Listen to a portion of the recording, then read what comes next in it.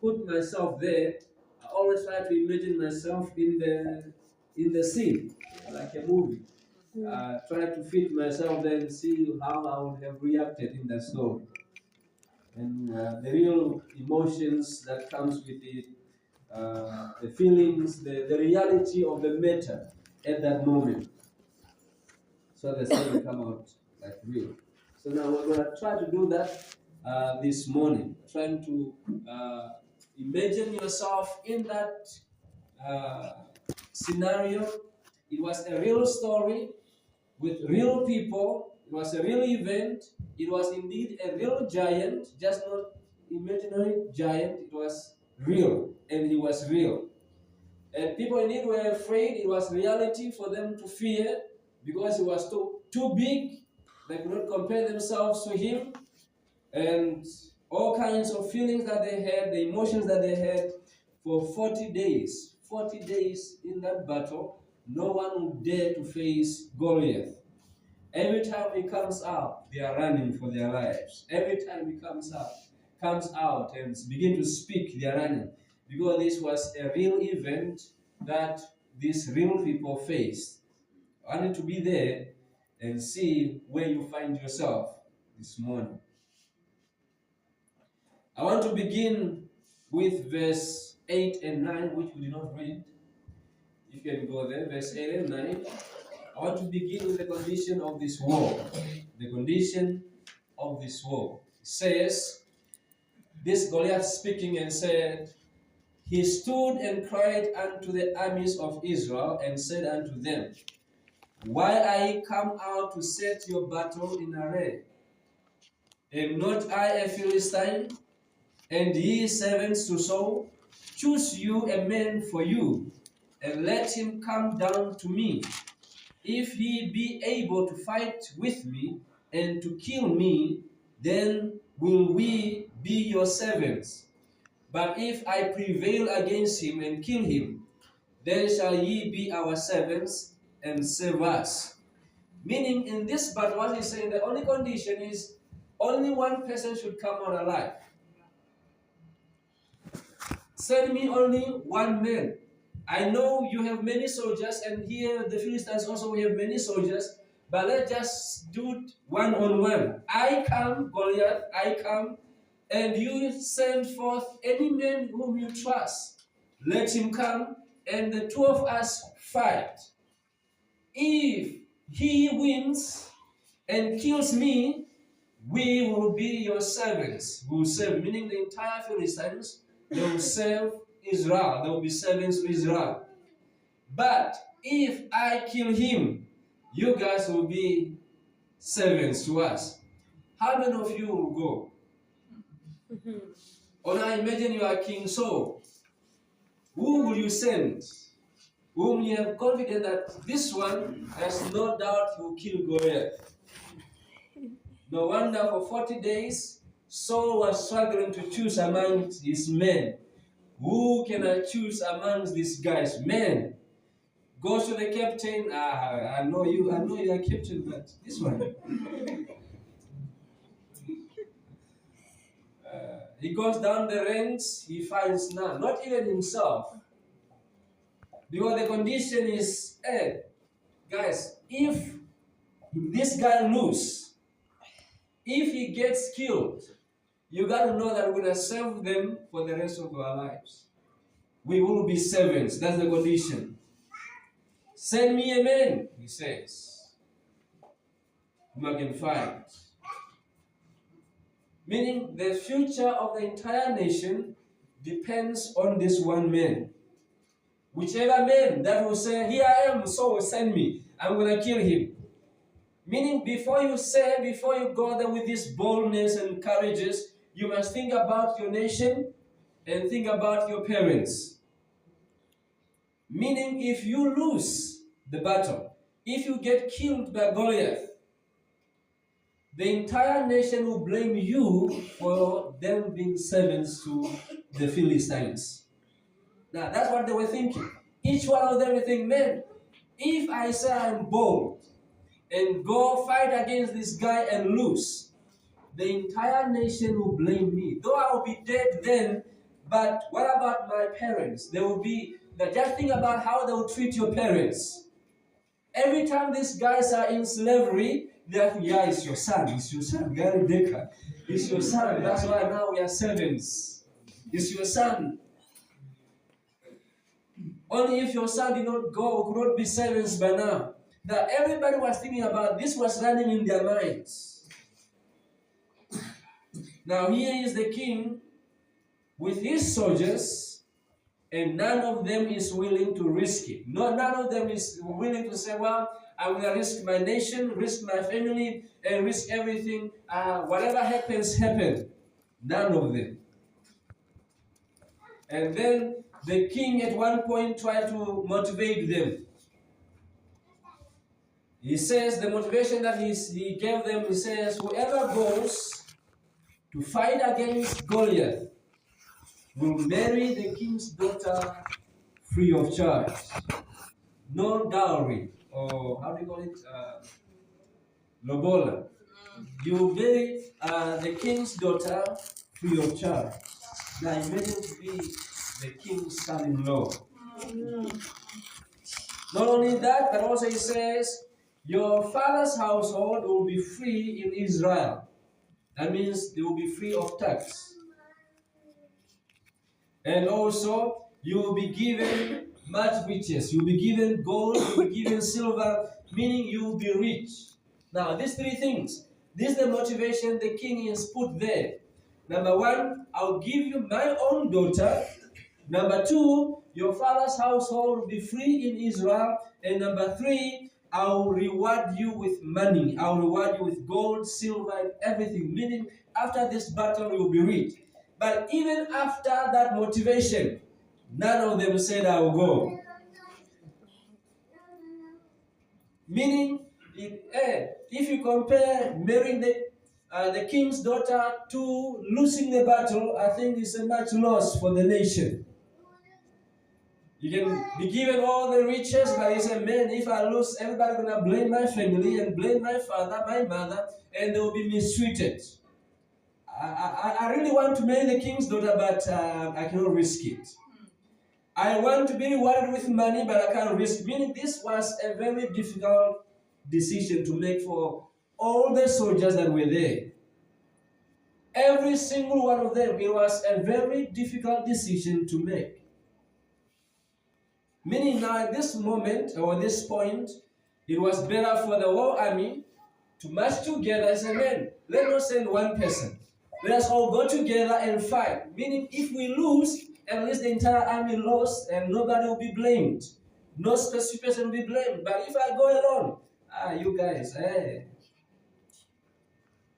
And there is Goliath, he's showing off every time he feels like just to scare. You know when you want to scare somebody and you know that they are scared, he just shows up anyhow, whenever he wants. He just shows up. For him, it's fun. It's just fun. Maybe after lunch he ate, he's full, so he just want to make some fun, play Blackbird by Papilo. He just shows up, And guess what? All the soldiers run for their lives. And he says, he goes back and then they come back again. Then I don't know what they were discussing for the 40 days. Just 40 days.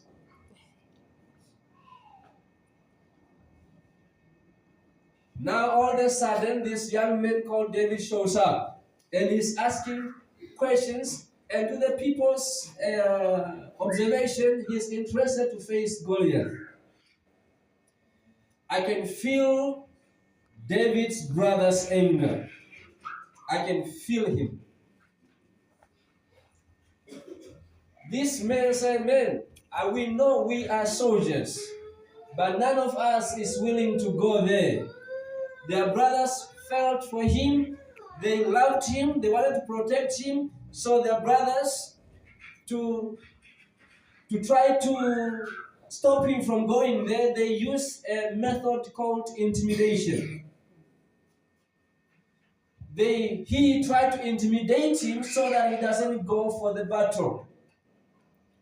These are the words the brother said. In verse 28, he says, and Eliab, his elder brother, heard when he spake unto the men. He came scolding him. He was very angry. And Eliab's anger was kindled against David and said, "Why comest thou down hither? And with whom hast thou left those few sheep in the wilderness? I know that thy pride, you are a prideful boy, I know you.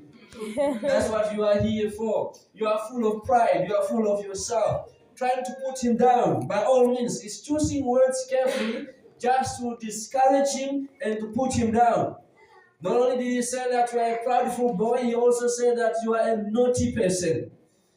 He says, and thy naughtiness of thine heart, for thou art come down that thou mayest see the battle. You are lying. My father didn't send you here. You came here so that you may see the battle. I know your pride and I know your naughtiness.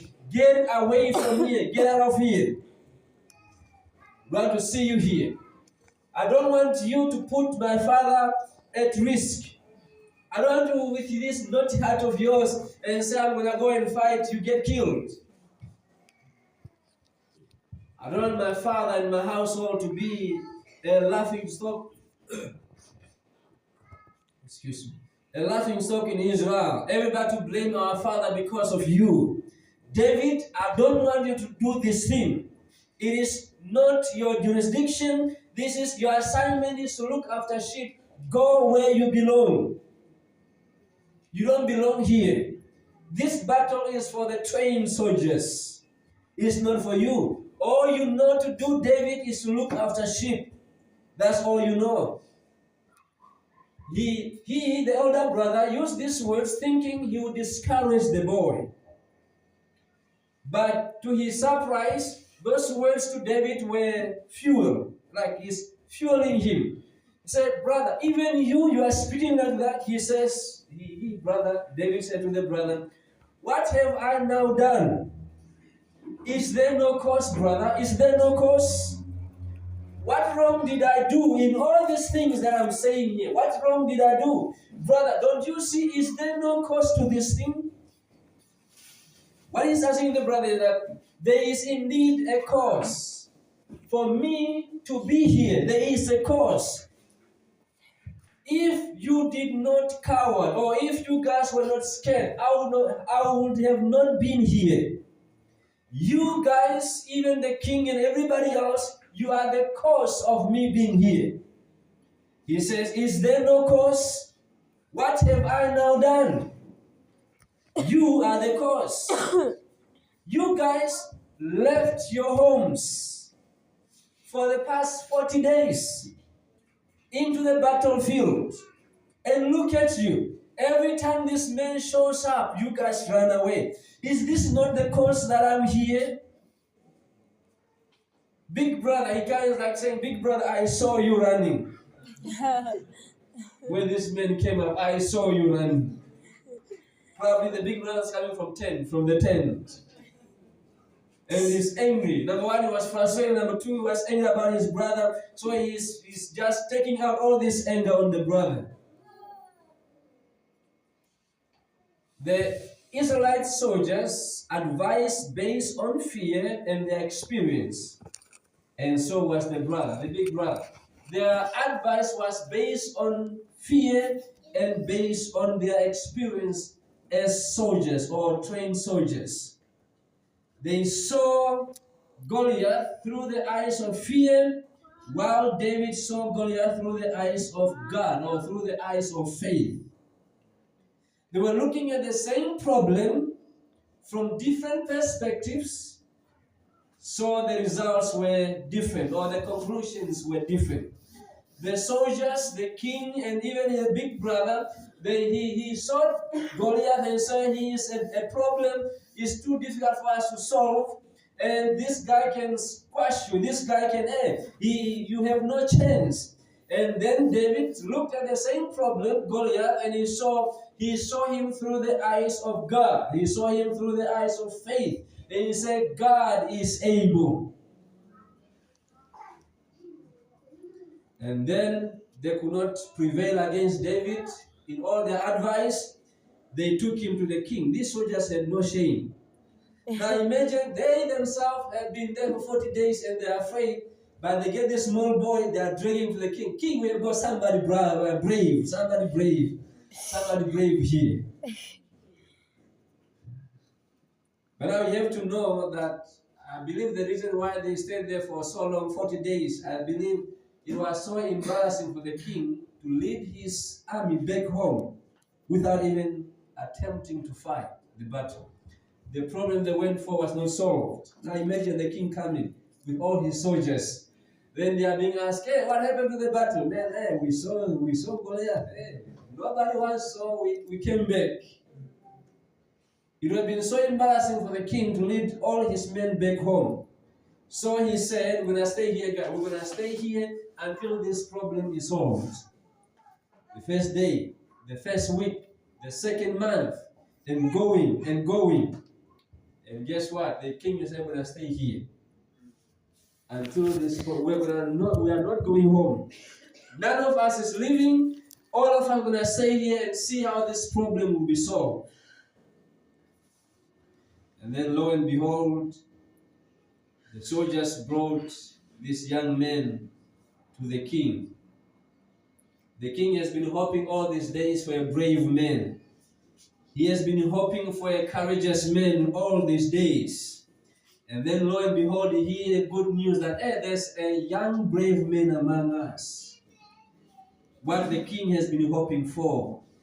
The king has been looking for these courageous young men. But the king was disappointed. Why was he disappointed? Not because of his bravery or his courageous or his naughty heart or his pride.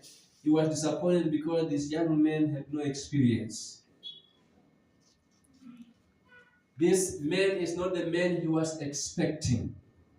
He was expecting a man who's bold, courageous, and also experienced. So the king was disappointed. Because this is not the kind of man I'm expecting. For the sisters, it's not the kind of man I'm expecting. Are you able to recognize the men whom God has brought your way? The king almost failed to recognize the man. The king has been looking for a solution for the past 40 days, and then God brings this man to solve the problem, but he looks at the man and he says, this is not the man I was expecting. Like you've been praying for the man. And then the man brings, and God brings the man. And then he says, no, not this one. I have not been expecting this one. But God said, no, this is the man that can solve the problem. He is the man. What kind of mentorship are you expecting? You say, no, this is not the kind of mentorship I've been expecting. God says, no, I know this is the mentorship you need. What are you expecting? The king was expecting for a brave and courageous, on top of that, experienced man. And then came a man who was brave, courageous, but no experience. God help you and say amen. I know we are praying for so many things, and we are believing God for so many things. And some of these things come in what we do not expect. Praying for that, praying for this, and praying for all these things, and then God says, I know what you need. I'm going to bring a man that you need. The king looked at David and said, thank you for your courage, young man, but you are too young for the battle. You are too young for the battle. Meaning now this king looked at the help God provided and despised the help. Right there before his face, the king despised the help God provided. He said, this is not the kind of help I need right now. The king, these are the words of the king. He said, my son, you can't fight against that man. Why? You are but a youth. And he has been a warrior since his youth. You are inexperienced. and he is much more beyond experience. It would have been better if it was one of my soldiers who had been in battles before. I think I would have no reservations. I would have just sent him just right away. But for you, my son, I know you have a good heart. But I cannot risk to send you there.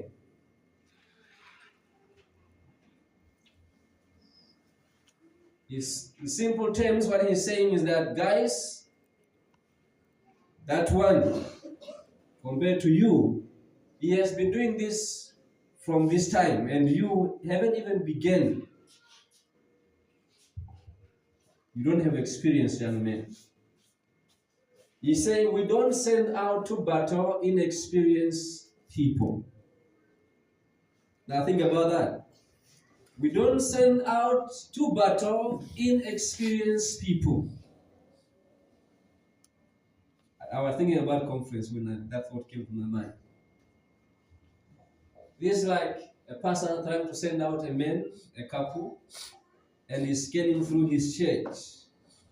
Who can I send out here? Let me say this time is Katima now. We're going to Katima. We know the stories about Katima. We know the reputation of Katima. And if we're to send a man out there, we're looking for an experienced man. Maybe a different country, or maybe another town somewhere, or another village somewhere. We are looking for an experienced man who's able to handle those demons. A man who's able to, he's able to be there. And he's courageous, he's brave, and also he's experienced. Because the giants there are experienced. Those witchcraft or those witches and wizards, they are experienced. We also want an experienced man. It's a very difficult and tough decision to make because much is at stake. If I send David to the battle without experience to fight an experienced soldier, surely what we expect is slavery. We can't expect much from David. All he knows just sheep. This man has no experience. And to make it worse, he doesn't even know how to fight with this armor. Because the king gave him the armor, he said, hey, it's heavy for me. Take it off. Man, you are going for the battle and you don't know how to fight with an armor. Do you see your inexperiencedness? That's why I said, my son, that's why I said, you are not qualified to fight this man. You don't even know how to hold a sword. What you have? Just a sling. No wonder why Goliath was laughing and said, am I a dog that you come to me with sticks? Look at you. You are coming to me with sticks. Am I a dog? Like, these guys are not serious. How can they send to me this little thing?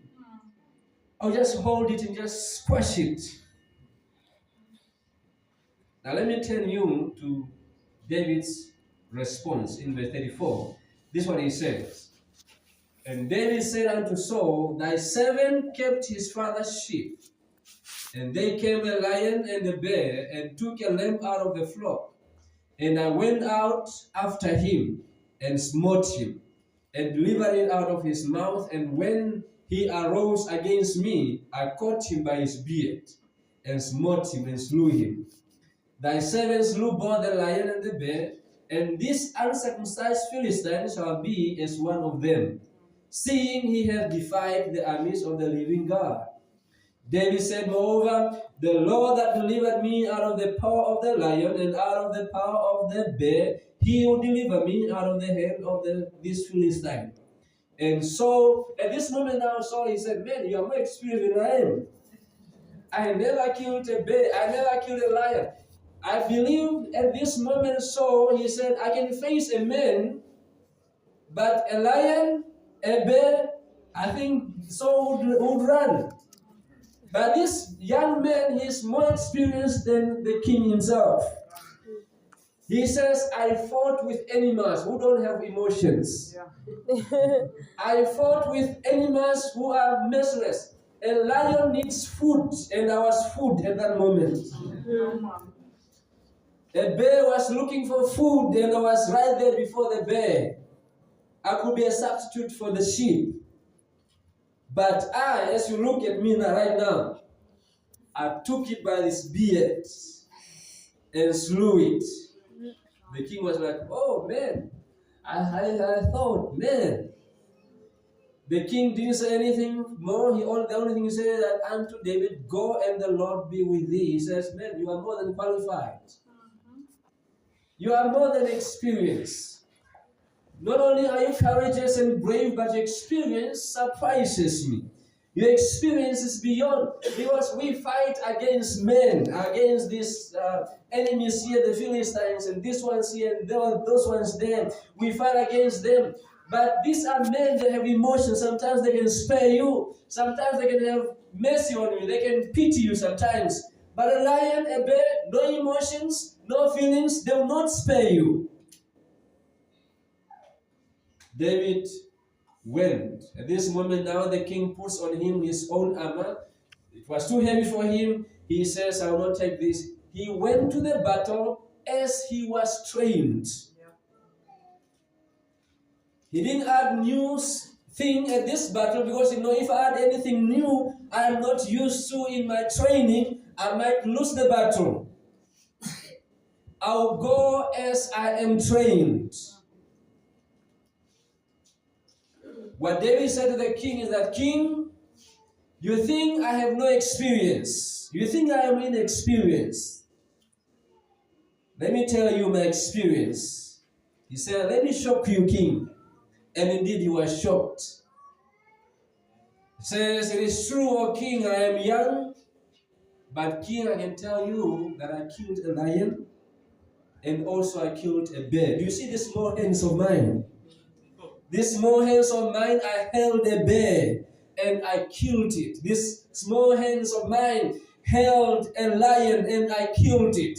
I was alone and I have no man to help me. In case maybe the lion overpowered me. In case maybe the bear overpowered me. I had no man present with me. I was alone and I killed them. I had no bow, no arrow, no gun, no nothing. I had no weapons. I faced a lion like this. A lion is very powerful that it can make a buffalo fall. It's very, very powerful. Now imagine David, very small. But he says, I stood eye to eye with a lion. I didn't punch it. I just went to the beard. Slew it. I killed it. Then he says, King, the giant whom you see now, all of these guys are afraid about, will be like that, one of those animals that I killed. One of those bear, lion. Meaning at this moment, if David was to join the army, because of his age, he would have not qualified. They would have not allowed him because he was young. And guess what God did? God says, well, you are still young. You don't qualify to join the army, because those days is 20 and up. And he was underage. He's still a teenager. And then he says, I will train you myself. In a manner that seems to be like humiliating. The assignment was, go look after sheep. Hey, you small thing. Go look after sheep. Go there. Look after sheep. And the big brothers, hey, big brothers should go for war. You guys of muscle. Hey, this men, you men of muscle, say you are big enough. Go. That's why even Samuel, when he came, was confused. He's looking at the stature, looking at, hey, who's big, who has muscles. Then God says, no, not that one. I haven't chosen him. I haven't chosen him. God doesn't look as men sees. God said to David, I'm going to take you to the sheep. Though it is very kind of like it's not an assignment that you can be proud of. Just walking with a stick in the bushes there with sheep speaking to yourself all day long, just looking after sheep. God says, there you will receive your training. Because in the near future, there will be a Goliath somewhere, those guys with muscles, those whom you call experienced soldiers, those whom you call they know how to fight, they are of age, they will be running away. I'm taking you and training you personally. I will train you myself. That's why I entitled Trained in Secret. Oh my God, I love this one. God take this small boy in the bushes and is teaching him karate. Take this small boy in the bushes and he's doing push-ups. Taking this small boy in the bushes and he's doing all kinds of training. Disciplined, all kinds of training and he's all by himself. And it's kind of like just a daily duty for him, just daily duty. Every day sheep, and then experience comes, bear comes. The first thing that jumps out of him is that the sheep must live and the bear must go. Either me or the bear, but the sheep must live. Little did he know that God is training him. This is real training in a real battle. And it was so ruthless. There is David, trained by God himself, preparing him for Goliath. Now, going back to the setting of a conference. In a conference, or maybe in a church, we have plus minus 40 churches now in Namibia. All these small churches, they have different couples in those churches. But the mistake a pastor can make is to say, who is experienced? Rather than saying, God, who have you trained? Oh, God. I think that should be the biggest question. God, show me, who have you trained for this battle? I might see wrong. I might look at this guy and say, I think this one is well trained. I think this one can do it. But God, who have you trained for the battle? The king almost missed it because the king never saw David fight a battle. The king never saw David go for war. He called him inexperienced. I cannot send David to Katima. He's inexperienced. Those demons, they are experienced. I can tell you, God is training somewhere, fit for the assignment. Though you may not see him in the battle fighting the Philistines, he might be younger, he doesn't qualify for that battle. These demons have been there ever since ancient days. They've slain many. But God is saying, I have taken somebody. I am personally training them.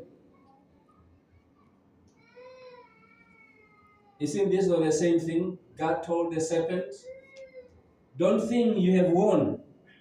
God says, serpent, I have a plan. I am planning a very terrible plan that you regret ever tempting this woman. He says, out of her womb, the very same woman you have tempted and turned her against me, I'll use her womb, and out of her womb will come a powerful being that will crush your head. The devil thought, no, I got them. God said, don't think you've won now. I am training someone. Trained in secret. To the point where when Jesus showed up, all demons everywhere can recognize him. Oh, the Son of God. Why have you come 2 minutes before time? Yeah, I have come for this. And you must flee. Well trained in obedience, well trained in discipline, well trained in power and experience. Trained in secret. And then the devil was doomed. Now let me, as I close, speak to the disciples. Don't despise your personal experience as you walk with God. Why is that? Because He is privately training you. He is privately equipping you for the future. There is a giant surely somewhere in the near future. But He is training you now that when the time comes, You are the only one that can slay the giant. Now think about the soldiers that Saul had. They fought many battles. He trusted them in battles. The reason why he chose them because they are violent men. He chose them because they were soldiers with experience. But when this one problem came with Goliath, none of them could solve them. But God had a backup plan. A man whom himself trained in the secret. Right there behind the bushes, God was training him. None of those soldiers could dare come up and solve the problem. None of them. Meaning, all the men that were trusted in Israel at that moment became useless. All the men, perhaps, pastor could look at it and say, this one, say, if I was to send, I'll send this one, I'll send this one. When that Goliath shows up, all those men, they play hide and seek. But nevertheless, God somewhere is training somebody privately, secretly, that when all these men go in hiding, God will raise up the David and says, David, I have trained you for such time as this. It was not just to kill the bear for the sake of killing the bear. It's not just killing the lion for the sake of killing the lion. But I purposefully sent the lion. I purposefully sent the bear. And I knew that the bear will not kill you. I knew that the lion will not eat you up. I was there with you, though you did not see me. It was part of training so that you kill this Goliath. He has become a thorn in the flesh of all the soldiers of Israel. He has become a hindrance to the progress of all the armies of Israel. He has become stuck at this moment. They are stuck. They can't progress. They can't go backwards because of Goliath. You are the solution to Goliath. Now he says, now go. He wasn't sent there by his father by mistake. He was sent there so that this problem can be solved. It was orchestrated by God himself. And so, well, now the 40 days have passed. Now, David, now you can go. You can go now, David. Go and show forth your might. David, go now and show forth how I have trained you. How did I train you? I trained you with a sling and stones. Very, very simple. So that when you slay this giant, the credit will come back to me. Because no man can kill with just a sling and a stone. Because these brothers of yours, experienced with bows and arrows and all kinds of weapons, they are afraid. Disciples, God is training you privately. The battles you are facing, experiences that you are experiencing right now in your walk with God, one kind or another, struggles you are facing right now of one kind or the other, as much as you solve them with God's direction and God's counsel, as you are progressing in life, these are experiences. Meaning now, it will be faulty of us who say we want to see the man that is experienced. We have seen him experience, but rather we would say, God, who have you trained? And God will say, I have trained this. There's a young man somewhere. I have trained him. And he is the answer to this problem. Are you taking the training serious? Did you see the lion and you ran away? Did you see the bear and you ran away? There will be no slaying of Goliath. I know many people want to manifest in the public. We love to manifest in the public, while failing in the private life, in the private experiences, private training that God is setting up, situations, errors here, mistakes here. God is setting up many, many things surrounding us. All these errors, mistakes, and issues of life, they are training ground. And many times we fail in the private training. And we want to come out in the public and just manifest. We come out in the public and just everything shall go well. And guess what? You'll be like one of those soldiers.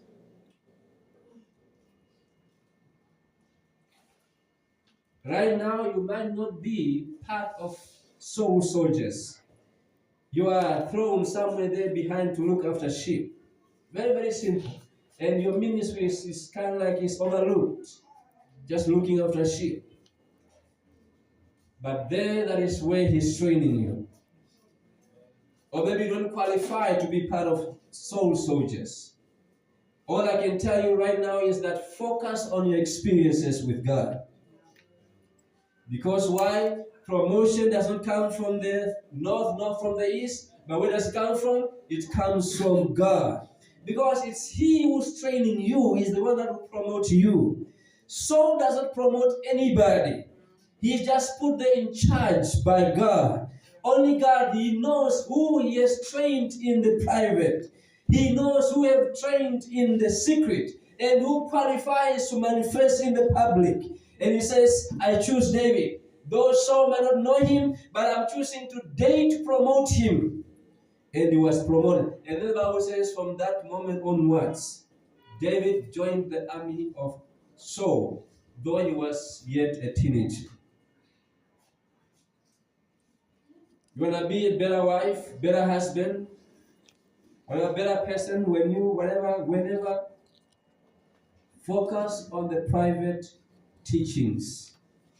Focus on the private experiences with God. We have to get rid of this notion or this idea of seeking for approval in the public. We want to manifest always in the public and failing in the private. Discipline in the private. Humility in the private. All these teachings and experience God is throwing to us in the private. Master them. The other ones that will take you to the public. As I close, the Bible says, a man's gift makes room for him before the king.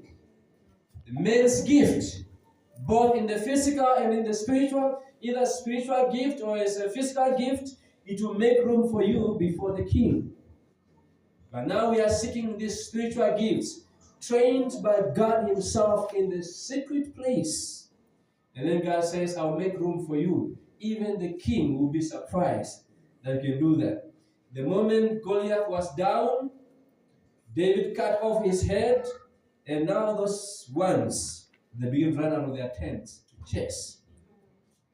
Now the problem is out of the way. The only problem was just Goliath. If it was not there, maybe they would have fought a long time ago and won the battle. But as long as Goliath was removed out of the way by a small boy, trained by God Himself, now they went about chasing after the Philistines.